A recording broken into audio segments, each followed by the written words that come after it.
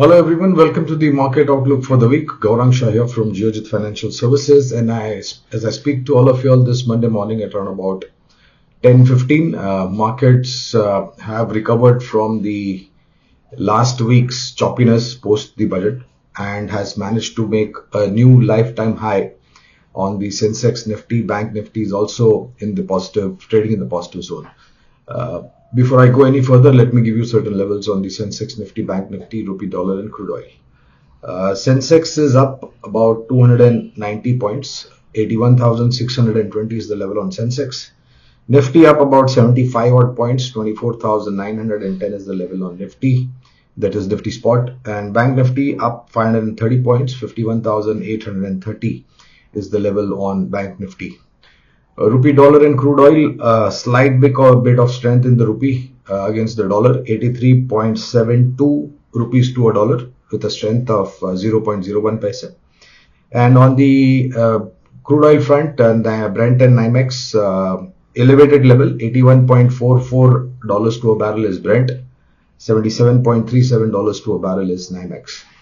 On the crude oil front and rupee dollar equation, the geopolitical situation in the Middle East has escalated over the last 2 days, and the news flow is not very supportive as far as the lower levels are concerned. In fact, with the situation getting deteriorated and escalation getting elevated to another level, we've seen the crude oil prices bump up a little bit. This could possibly see much more elevated levels on the crude oil front, unless and until we have a sizable cool off or statements made by the respective governments with the situation in the Middle East. But looks like that crude oil can stay elevated on fallback of the deteriorating geopolitical situation in the Middle East. On the rupee dollar equation, one can expect some more strength in the rupee against the dollar, which could possibly bring rupee to 83.60, 83.65 against the dollar. Not very significant, but after seeing the weakness, expect some kind of cooling off in the dollar and some kind of strength in the rupee against the dollar. Now coming to the markets, after hearing the Honorable Finance Minister last week, and I think a lot of dissection has been already done for the budget. With respect to the market, short-term, long-term capital gains tax increase and an increase in the STT led to the kind of choppiness that we've seen last week. And now that the markets have dusted off that and settled, we are able to witness much more elevated levels. So it would be interesting to see crossover of 25,000 on the Nifty spot, which was missed by some points this morning, but we have the rest of the week, so expect a crossover of 25,000 on the Nifty spot, and if that happens, then we are likely to see much more elevated levels. The good part about last week post budget was that whatever lower levels we saw post budget, there was significant amount of interest in terms of buying activity, and that's what protected the markets to correct a little bit more, and expect this buying activity to come through. Broad range for the Nifty throughout the week. Of course, given the uncharted territories and the new all-time high, the range becomes quite broad. So on the lower levels, 24,400 to 24,500 is the level that we could possibly see buying coming in. And on the higher side, as we mentioned, crossover of 25,000 and a close above that could propel us to 25,200 to 25,400. This is a broad range, friends. It can possibly fluctuate between this range with plus minus 50 to 100 odd points on either levels, on the lower side or on the higher side. In terms of Q1 numbers, whatever we've seen up till now, there has been no red flags. In fact, there have been positivities in terms of earnings from various companies, different sectors, and we are likely to see many more companies unfold their earnings this week as well as the week after. So from the earnings point of view, we are possibly in a very comfortable zone. and a likely possibility post the Q1 earnings being curtained down, one can come out with the conclusion that expect some amount of betterment for the rest of the quarters to come by this financial year, that is second quarter, third quarter, and fourth quarter. The shade looks better, at least as of now.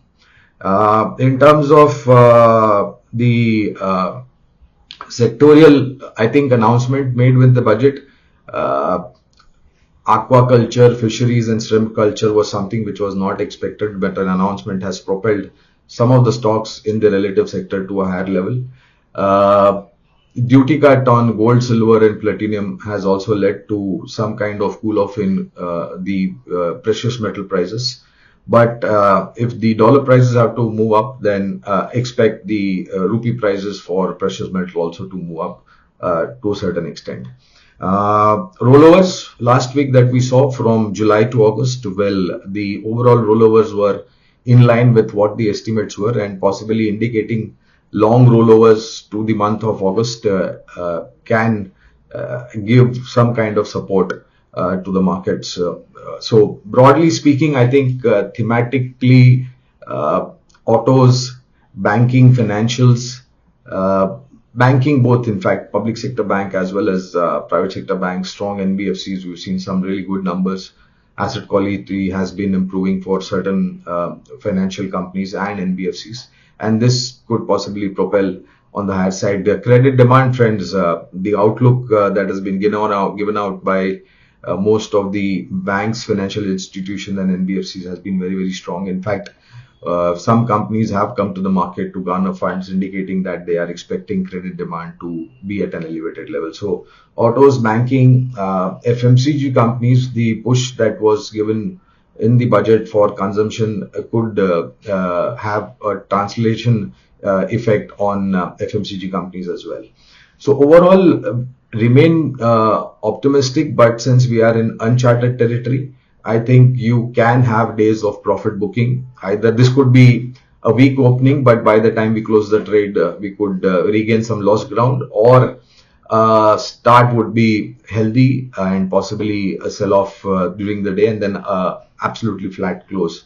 So 1 or 2 days of profit booking, given the elevated levels and the recovery that we've seen. And in terms of long-term investment ideas that we always share with all of you all every Monday morning when we get connected.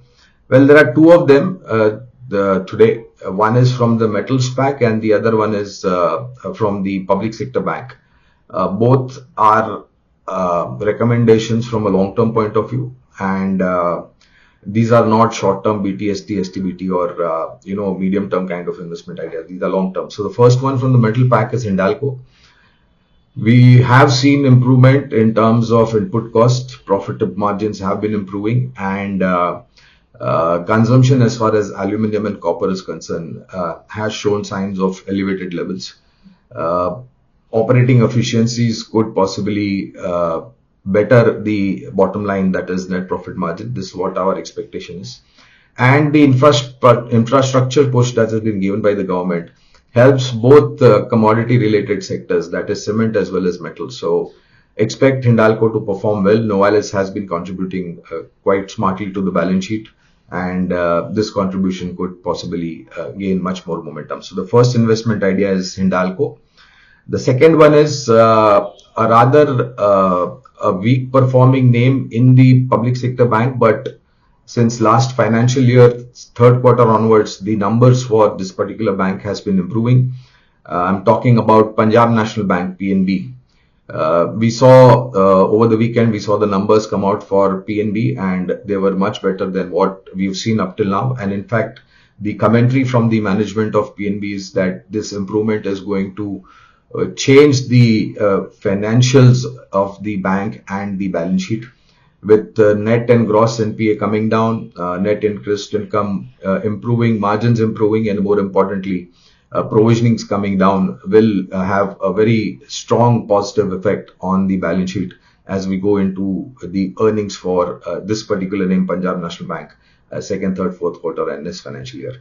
Risk reward also is extremely favorable for investing into PNB, with your downside being extremely protected. So these are the two fundamental ideas from a long-term point of view, Hindalco and Punjab National Bank, that is PNB. Relevant to say that start at current levels, and as and when you get dips, you can add on to both these names. Thank you very much for your patience hearing, and I'll see you again next week, Monday morning. Till then, please do take care of yourself. Bye-bye.